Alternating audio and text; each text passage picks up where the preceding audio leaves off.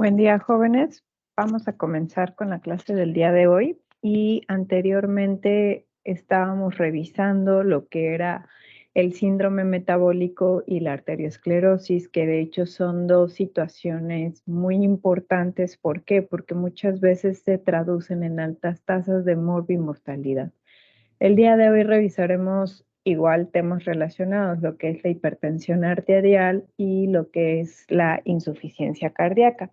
Muchas veces recordamos que el síndrome metabólico es parte, ¿no?, de los agentes etiológicos dentro de estas patologías, mas esto no quiere decir que necesariamente esté presente. De hecho, muchas veces uno inicia antes del otro o viceversa, ¿no? El síndrome metabólico, por ejemplo, dentro de los requisitos que tiene es la presencia de la hipertensión. Sin embargo, bueno, en algunas situaciones, derivado del control metabólico que tiene una persona, surgen situaciones como la hipertensión arterial. Entonces, vamos a revisar esta enfermedad que es muy interesante y observaremos que existen diversos factores que realmente la hacen compleja, ¿no? Entonces, comenzando primeramente por lo que es la hipertensión arterial, necesitamos definir primeramente qué es la presión arterial, para lo cual pues tal cual la presión arterial es esa fuerza ejercida por la sangre contra cualquier área de las paredes arteriales, ¿no? Entonces, de manera habitual, esta presión se regula por lo que viene siendo el gasto cardíaco y porque existe una resistencia periférica total.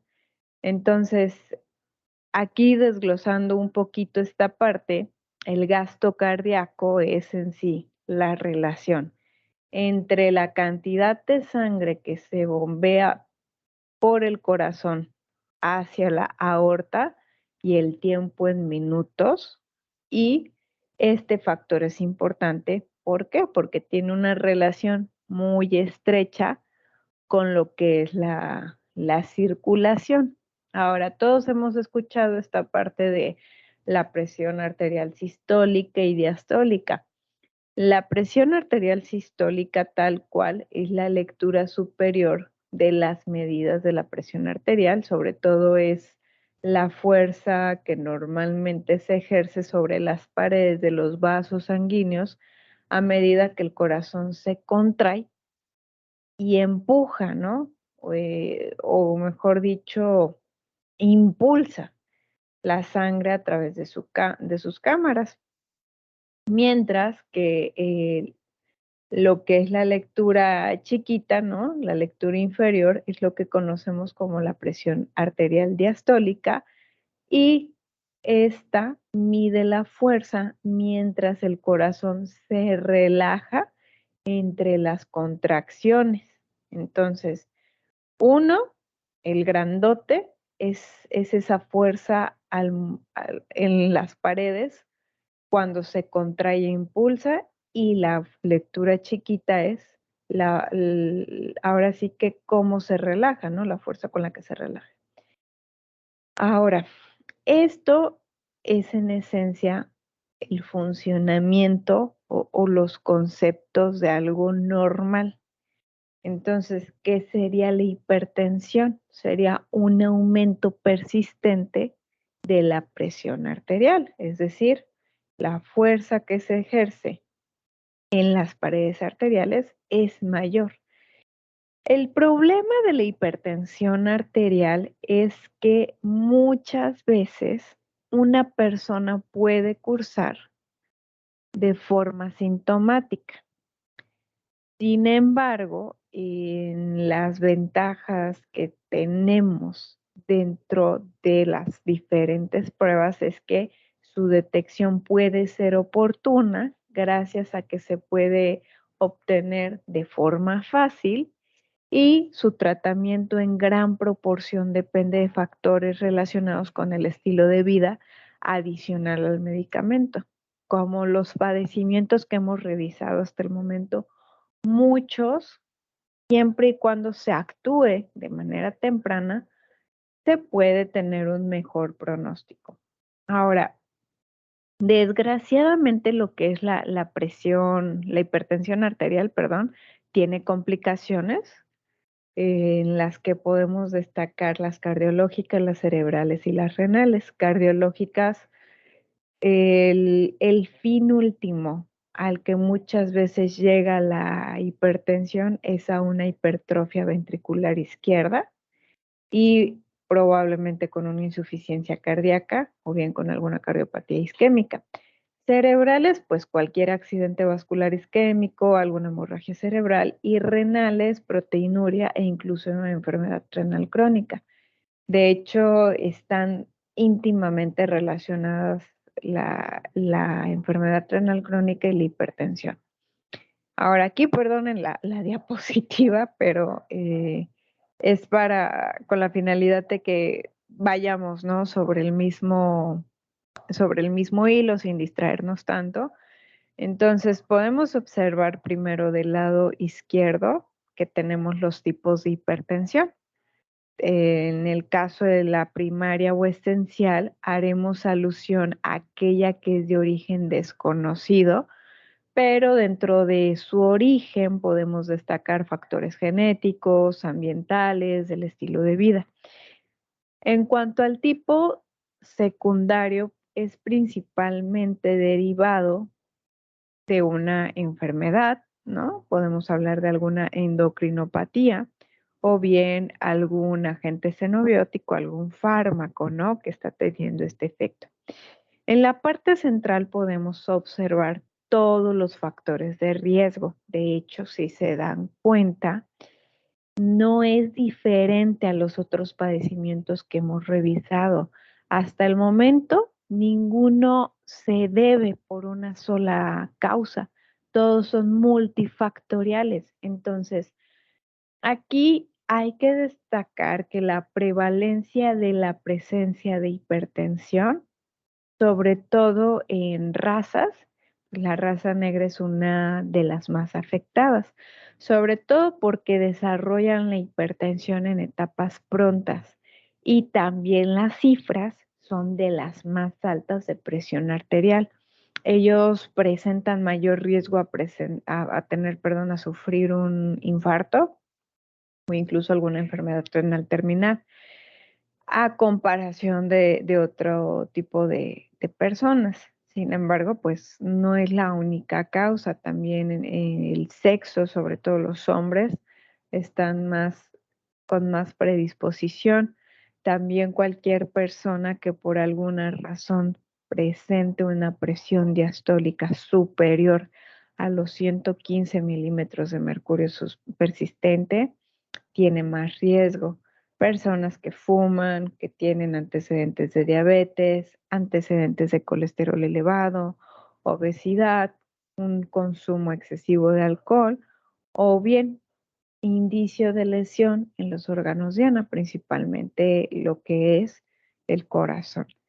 Sin embargo, podemos observar en lo que es la parte derecha otros factores de riesgo y que de hecho son los que la evidencia científica ha apuntado en estos años recientes. Entonces, en cuanto a la programación fetal y la lactancia, se ha postulado que la hipertensión arterial se puede deber por el menor número de glomérulos que tienen las personas con una talla pequeña, como es el caso de aquellos infantes que tienen un bajo peso al nacer. Otra razón es que existe una regulación hormonal metabólica y esto quiere decir que, por ejemplo, en aquel recién nacido prematuro o bien que tiene un bajo peso al nacer, presenta una mayor susceptibilidad de tener un patrón metabólico ahorrativo o ahorrador para el manejo de los nutrimentos. ¿Por qué? Porque el ambiente está indicando, ¿no? Está mandando la señal de que las condiciones son muy adversas, por lo cual es necesario hacer ajustes. Una tercera asociación entre el bajo peso al nacer y la programación fetal de la hipertensión arterial del adulto es que las personas de talla pequeña son más vulnerables a las influencias ambientales durante etapas posteriores, ¿no? También podemos observar por último, y no menos importante, la relación del sistema inmune, sobre todo porque en diferentes estudios experimentales se ha encontrado la relación del sistema inmune con el desarrollo de la hipertensión, sobre todo a razón de la participación de las células T, que funcionales potencian la retención de sodio. Entonces, esto aumenta la expansión del volumen intravascular y con ello el aumento de la presión arterial. También las interleucinas, recuerden que generalmente están como factores de inflamación. Aquí de forma precisa y puntual podemos mencionar la interleucina 17, que tiene una respuesta hipotensora deficiente o bien estimula a lo que es una lesión renal. Entonces, también podemos hablar de las células B del sistema inmune, que muchas veces las personas que presentan hipertensión tienen niveles elevados, ¿no? Sobre todo eh, suben, ¿no? Las células B y entonces viene una respuesta de alta cantidad de inmunoglobulinas, sobre todo la G y la M. También, pues bueno, ahí podemos hablar de todas las citocinas proinflamatorias. El factor de necrosis tumoral alfa no puede faltar. También la interleucina 6 son de los más imperdibles, ¿no? En esta cuestión de inflamación y de enfermedades. Ahora, continuando aquí en lo que es el mecanismo fisiopatológico, muchos sistemas mantienen el control homeostático de la presión arterial, no es uno solo. Entonces, podemos observar que el sistema nervioso simpático tiene una participación para el control a corto plazo y el riñón tiene un efecto a largo plazo. Entonces, en respuesta a un descenso de la presión arterial, por la razón que fuere, el sistema nervioso simpático secreta noradrenalina. Entonces, recordemos que la noradrenalina actúa sobre arterias pequeñas y arteriolas. ¿Para qué? Para que aumente la resistencia periférica y se eleve la presión arterial. Entonces, el riñón regula la presión arterial controlando el volumen del líquido extracelular y secreta la renina, que recordemos que la renina es un componente fundamental del sistema renina-angiotensina-aldosterona. De tal suerte que pues la presión arterial anormal es multifactorial. Entonces, aquí podemos decir, existen los estímulos, ¿no? Ya mencionábamos una presión arterial baja, un bajo flujo de sangre renal. Entonces, toma acción el aparato yuxtaglomerular de los riñones, se transforma el angiotensinógeno a angiotensina 1 y finalmente esta conversión trae dos respuestas que se traducen en mayor volumen sanguíneo y mayor presión arterial. En cuanto a lo que es la hipertensión en sus factores fisiopatológicos, primeramente quiero destacar que podemos hablar de factores, uno, los que inician la desregularización o desregulación de la presión arterial, que se conocen como factores inductores, ¿no? Inician.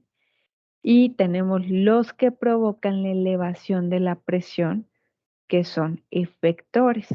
Entonces, hay dos factores, ¿no? Inductores y efectores.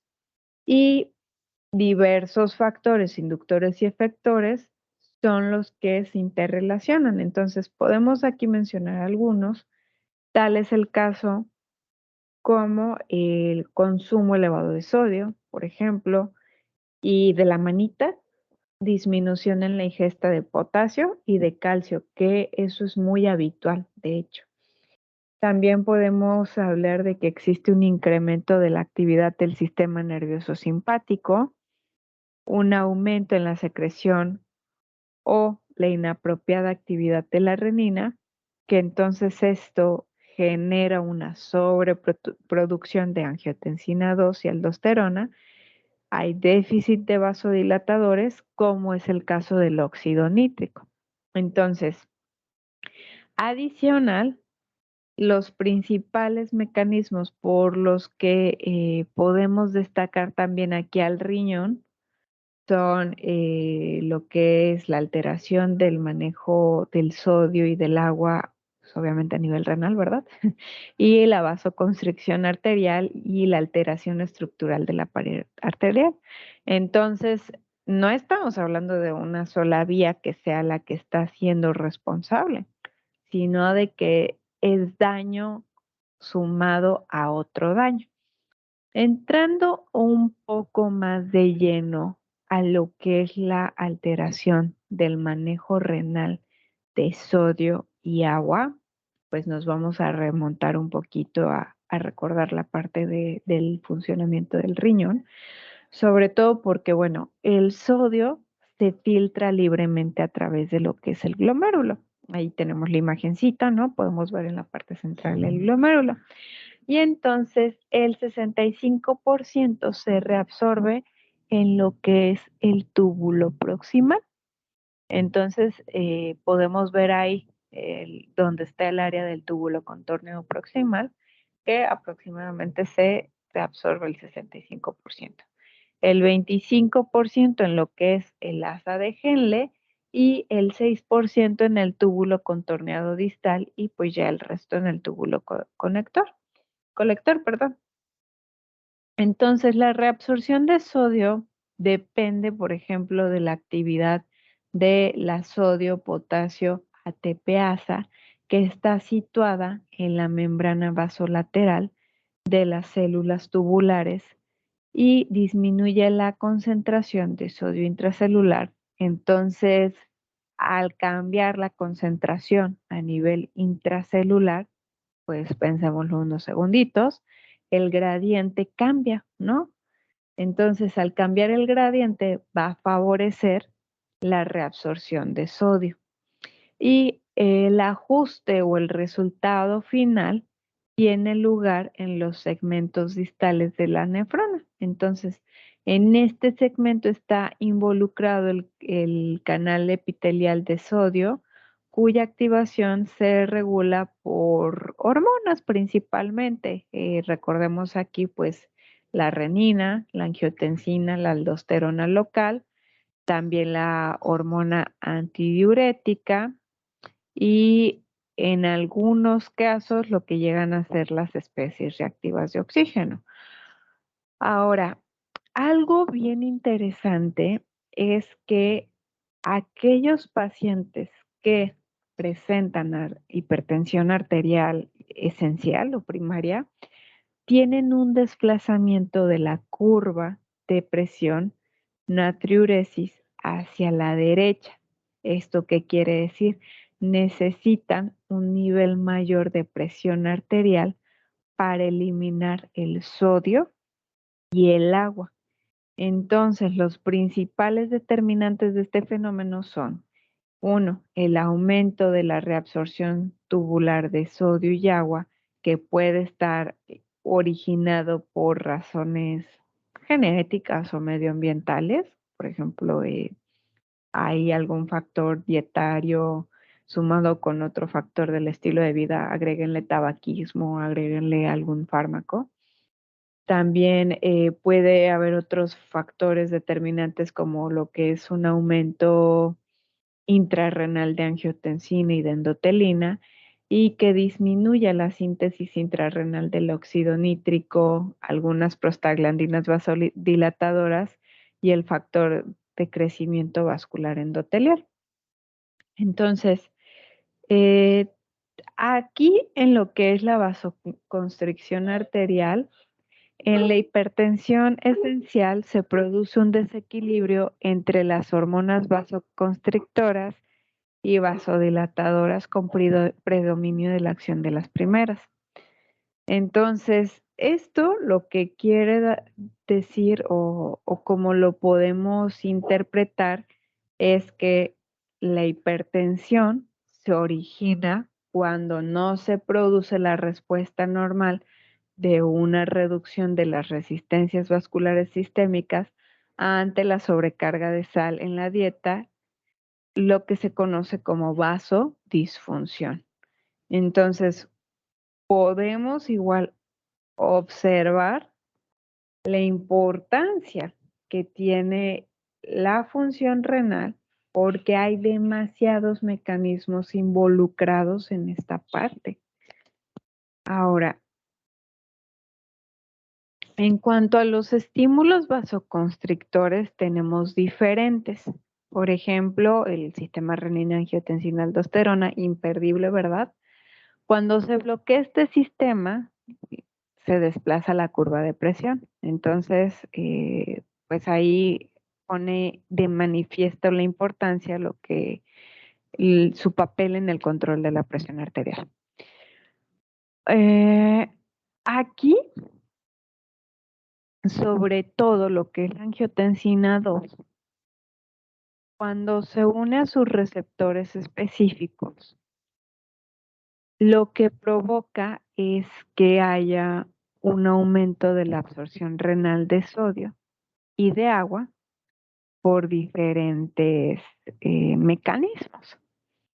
Entonces, dentro de estos mecanismos podemos destacar la contracción de las células mesangiales y disminuye el filtrado glomerular. También derivado a que hay un aumento de la fracción del filtrado glomerular, la disminución de la presión en los capilares peritubulares y de la presión intersticial renal, y que hay un aumento de la síntesis de aldosterona, lo cual aumenta la absorción de sodio en el túbulo contorneado distal y túbulo colector cortical al estimular la síntesis y la activación de la sodio-potasio ATPase. Ojo aquí, ahorita que estoy mencionando lo del sodio, más adelante lo veremos, pero podría venir o pasar por su mente el decir, bueno, entonces la cosa ya está, ¿no? Quito el sodio y evito este problema. Pues bueno, realmente se ha puesto de manifiesto que una restricción muy severa de sodio pues puede no traer beneficio, por el contrario, ser perjudicial. Ahora, podemos también aquí destacar otros estímulos vasoconstrictores, tal es el caso del sistema nervioso simpático, la endotelina 1 y las especies reactivas de oxígeno. En cuanto al sistema nervioso simpático, pues porque principalmente la activación simpática a nivel renal aumenta la reabsorción de sodio. En cuanto a la endotelina 1, un aumento de los niveles de endotelina 1 es característico en pacientes hipertensos. ¿Por qué? Porque la unión de los receptores de endotelina 1 provoca una disminución del filtrado glomerular y entonces aumenta la reabsorción de sodio con el consiguiente aumento de la presión arterial. Y en cuanto a las especies reactivas de oxígeno, bueno, aquí nada más recordemos que como el nombre lo dice, son compuestos basados en oxígeno. Y el tema es que tienen una alta reactividad. Entonces, el aumento de su producción puede tener consecuencias nocivas para el metabolismo celular y provoca, entre otros efectos de peroxidación lipídica, puede alterar las membranas celulares. De hecho, pues es lo más publicitado o lo más sonado cuando hablamos de especies reactivas del oxígeno, el daño que pueden generar a las membranas celulares.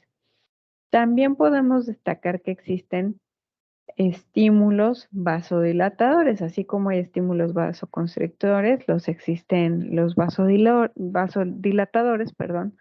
Tal es el caso del óxido nítrico, que es muy importante, el péptido natriurético atrial, prostaglandinas, sobre todo E1 y la EI2, perdón, y el factor de crecimiento vascular endotelial. Entonces, pueden observar que el óxido nítrico es el que tiene más, ¿cómo decirlo?, relevancia, principalmente porque actúa sobre la guanilato ciclasa soluble. Entonces, al actuar sobre este compuesto da lugar a GMP cíclico y entonces dando lugar a GMP cíclico se origina la vasodilatación. Entonces, el óxido nítrico contribuye al control de la presión arterial a través de varios mecanismos a nivel renal. Por un lado, disminuye la resistencia vascular renal a través de inhibir los efectos de la angiotensina y de la noradrenalina. Recuerden por ahí la diapositiva que teníamos del mecanismo fisiopatológico, por ahí los mencionábamos. Regula también la presión arterial gracias a que hay una disminución del transporte tubular de sodio y porque hay una disminución de la liberación de la renina. También es conocido que el óxido nítrico disminuye las resistencias vasculares periféricas y en pacientes con hipertensión se produce un aumento de dimetilarginina asimétrica, la cual es, no quisiera decirlo de esta forma, no es antagonista, pero sí disminuye la actividad del óxido nítrico. Es como su contrincante, ¿no? En cuanto al péptido natriurético atrial, pues bueno, es un péptido que es capaz de reducir la presión arterial porque aumenta el filtrado glomerular, porque relaja a las células, aumenta el flujo medular y disminuye la reabsorción de sodio y disminuye la liberación de renina y la síntesis de aldosterona principalmente. En cuanto a las prostaglandinas E2 y 2, tienen importancia en el control de la presión arterial como mecanismo compensador, sobre todo cuando está activado el sistema renina-angiotensina-aldosterona, porque provocan vasodilatación de la arteriola aferente al glomérulo e inhiben el transporte tubular de sodio. En cuanto al factor de crecimiento vascular endotelial, cuando este es inhibido, finalmente provoca hipertensión, ¿no? Por diversos mecanismos, la verdad es que en definitiva los distintos factores hormonales están en equilibrio para mantener la presión arterial adecuada. Sin embargo, si se origina un aumento de los factores que favorecen la retención de sodio y de agua, además de la vasoconstricción que estamos revisando, que son varios, pues se produce la hipertensión. Entonces, aquí habla de múltiples fallos. Igual podemos destacar en cuanto a los riñones, aquí no se espanten por ver cosas muy rebuscadas, simplemente es nada más mencionar que en pacientes que ya tienen la hipertensión es frecuente que se produzcan alteraciones estructurales en lo que son pared de arterias y arteriolas. Y cuando ya están alteradas estas, lo que ocurre es que se mantiene la presión arterial alta y sobre todo lo grave es que acrecentan el daño vascular. Aquí, pues bueno, como toda la literatura científica, hay diferentes evidencias, ¿no? Que relacionan múltiples citocinas proinflamatorias. Ahí podemos observar lo que es el factor de necrosis tumoral alfa, interleucinas precisas como es la interleucina 1, la 17. También tenemos al interferón gamma, otros factores como el factor transformante del crecimiento beta, en fin, son diferentes. Aquí la intención es nada más hacerlo como del conocimiento de ustedes y sobre todo porque también estos marcadores los hemos estado mencionando, quizá no todos, sobre todo lo que es TNT, factor de necrosis tumoral alfa, ¿no? TNF alfa e interleucinas. Ahorita, por ejemplo, mencionamos la 1 y la 17, pero una que hemos mencionado mucho es la 6. Ahora, dentro de los signos y síntomas, cuanto más alta sea la presión arterial, mayor será la probabilidad de las lesiones multiorgánicas, sobre todo como les mencionaba en un inicio.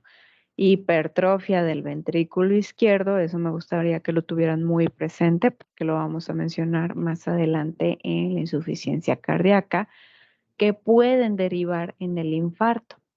Adicional, en el caso de la hipertensión podemos hablar de otros daños como la nefropatía crónica, perdón, y también daños en retina. Entonces, en la mayor parte de los casos de hipertensión, la resistencia periférica aumenta, eso ya quedó demasiado claro.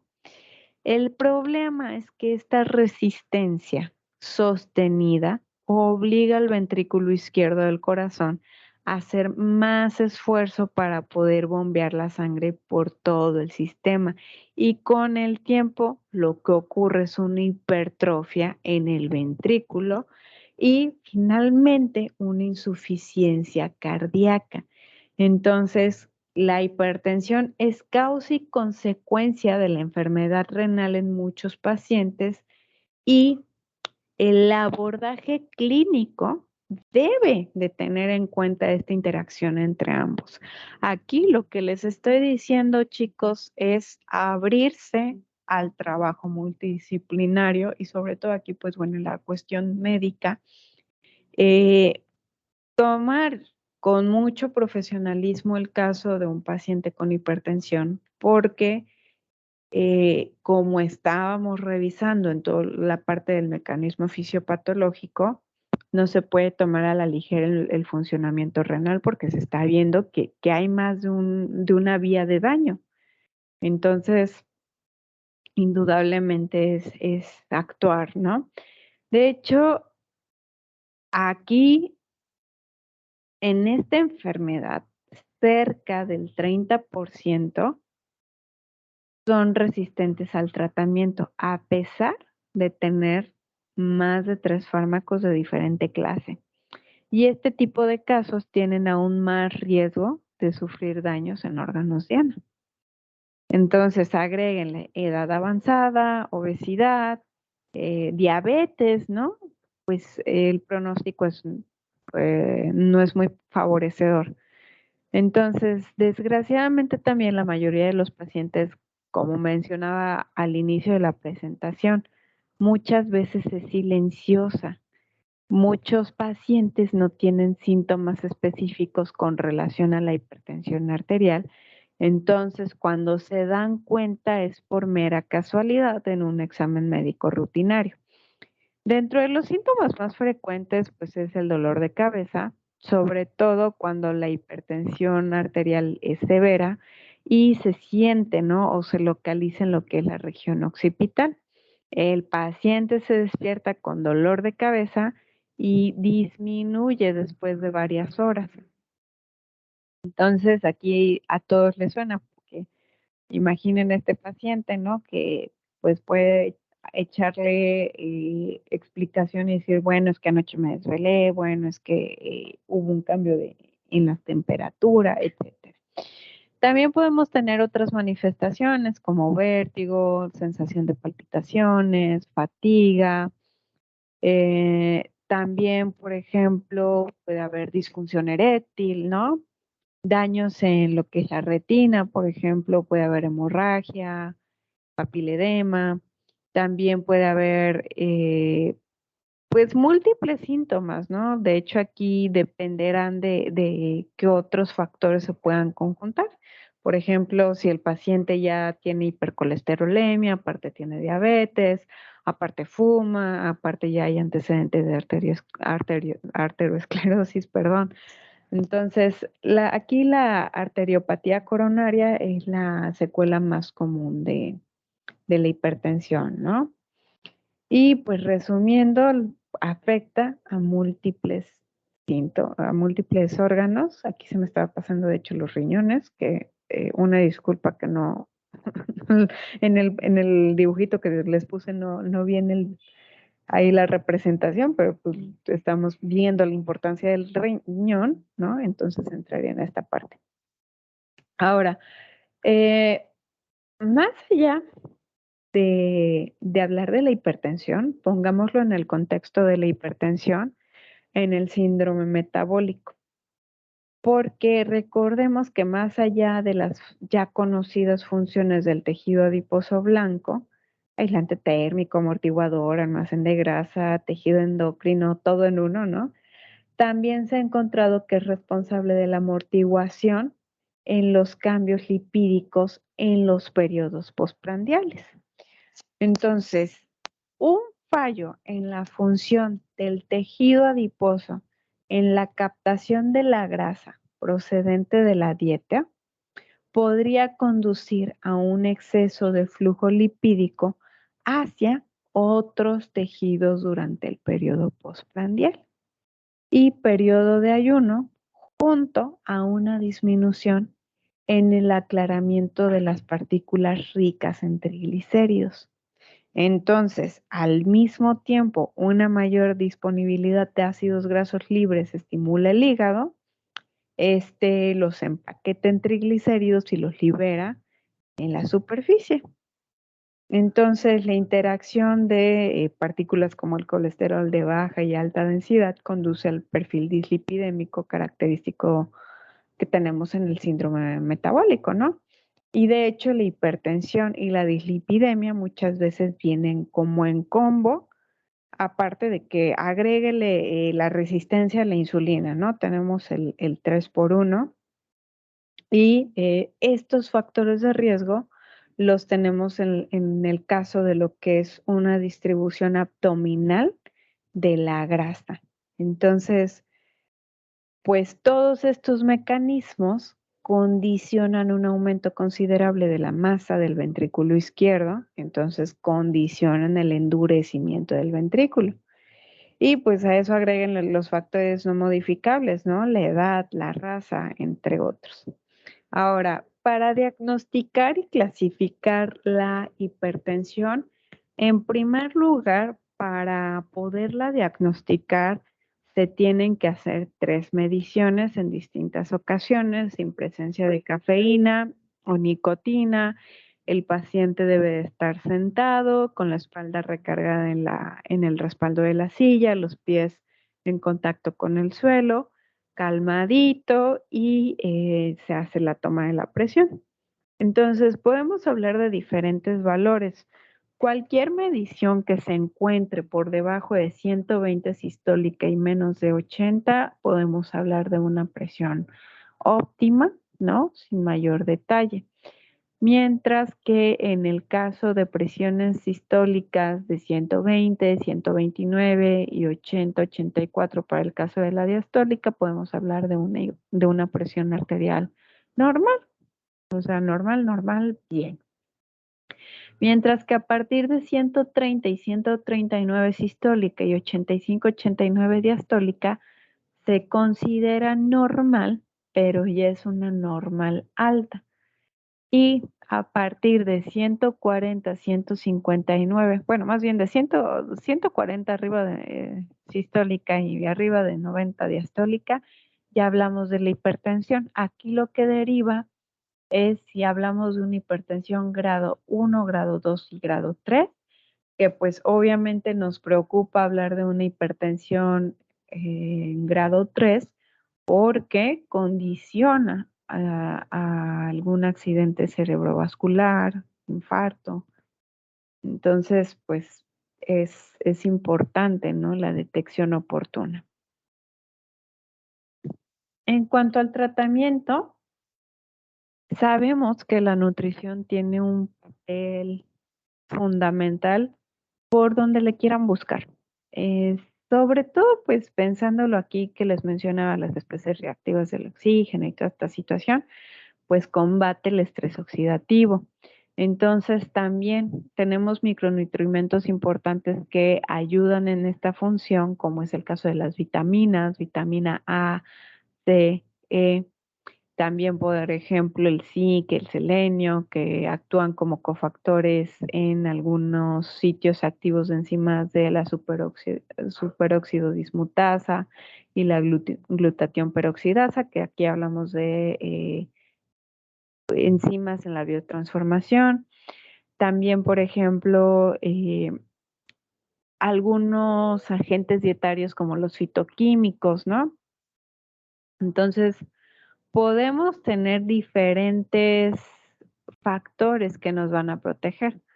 Ahora, en cuanto a la ingesta calórica, se ha visto que por cada kilogramo de peso perdido se puede esperar una reducción de 1 milímetro de mercurio en la presión arterial y la presión diastólica, perdón, sistólica y diastólica.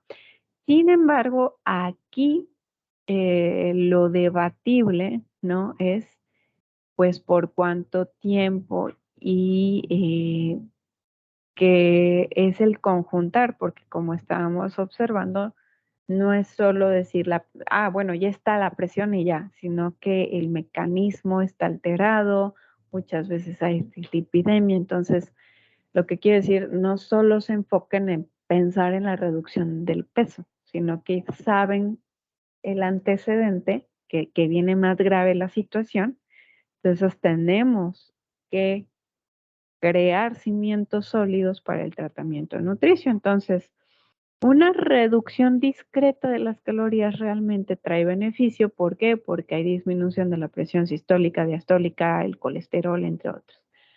Ahora, es muy sonada la famosa dieta DASH por sus iniciales en inglés, que son estrategias dietarias para frenar la hipertensión, pero que esta dieta requiere modificar diferentes hábitos. Por ejemplo, comer el doble del promedio de raciones diarias de frutas, hortalizas, verduras, productos lácteos, bajos en grasa, reducir en 1/3 el consumo de res, cerdo, embutidos, comer la mitad de cantidades usuales de grasas, aceites, aderezos, comer 1/4 de dulces en general o postres, ¿no?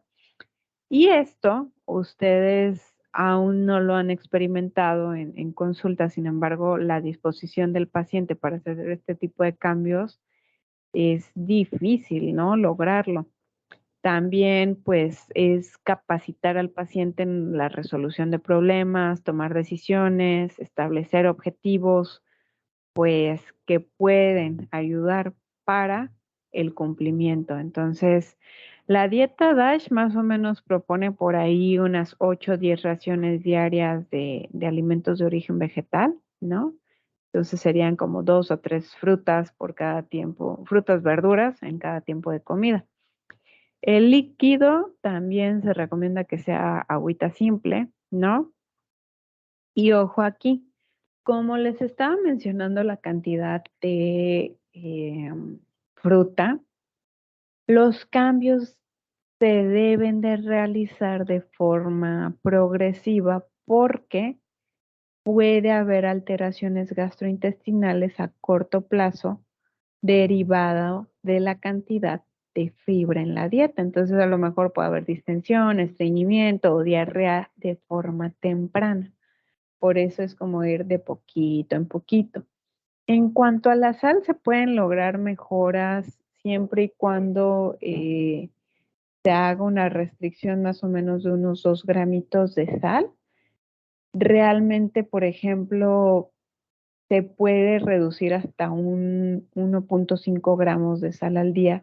Sin embargo, no se recomienda tanto porque se han descrito efectos adversos de dietas muy pobres en sodio. Entonces, digamos que 1.5 a 2 es como lo más severo, ¿no? Que pueden ponerse ahí de rudos. En cuanto al potasio, calcio y magnesio, recuerden, lo que ocurre muchas veces en la dieta habitual es sodio bien alto, potasio, calcio, magnesio bajos. Entonces, aquí hay que procurar promover alimentos ricos en potasio, calcio y magnesio, que sabemos que son frutas, verduras, principalmente los alimentos lácteos, sobre todo lácteos con baja cantidad de grasa. En cuanto a lo que es la grasa, principalmente tratar de que sean ácidos grasos poliinsaturados y sobre todo tratar de complementar, ¿no? Lo que son algunos ácidos grasos como el omega 3. Sin embargo, no se hace énfasis en este tipo de ácidos grasos en las guías del tratamiento de la hipertensión arterial, pero sabemos que en múltiples patologías como en la diabetes traen beneficios, entonces pues es como les decía, complementarlo. En cuanto al alcohol, aquí digamos que lo ideal es que sea 2 bebidas como máximo para los hombres o bien una para el caso de las mujeres, principalmente. Más adelante veremos lo que ocurre en la insuficiencia cardíaca, que cambia un poquito. Y en cuanto al ejercicio, sí o sí se recomienda que se tenga una rutina, ¿no?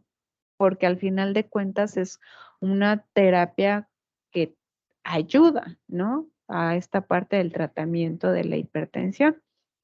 Ahora, esto nos lleva a lo que es, pues, la insuficiencia cardíaca y pues aquí entonces estábamos reflexionando y analizando que el corazón bombea la sangre necesaria para poder perfundir el oxígeno a los tejidos y poder satisfacer las necesidades metabólicas. Entonces, ¿qué ocurre en una insuficiencia cardíaca?